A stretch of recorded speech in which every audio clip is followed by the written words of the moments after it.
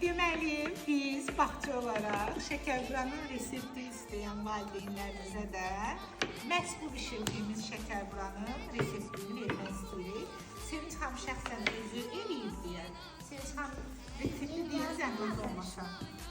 Deməli, bu döymə xəmirdir, Zeynəb xanım.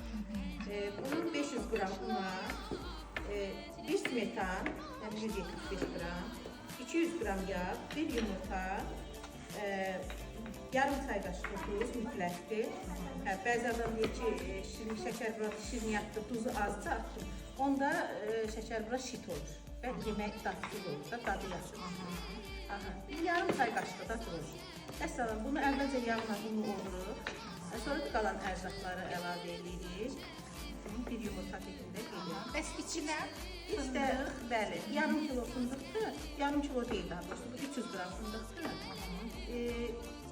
200 qramdan biraz az da pesokdur.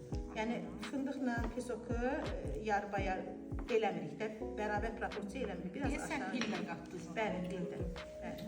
Vanil. Bu yox, vanil qatmıram. Çünki bu milli şirniyyatdır deyə vanil biraz uyğun bilmirəm də, uyğun sayılır bunu qatmağı. Bir qatmısınız. Bəli, 20 iləkdir.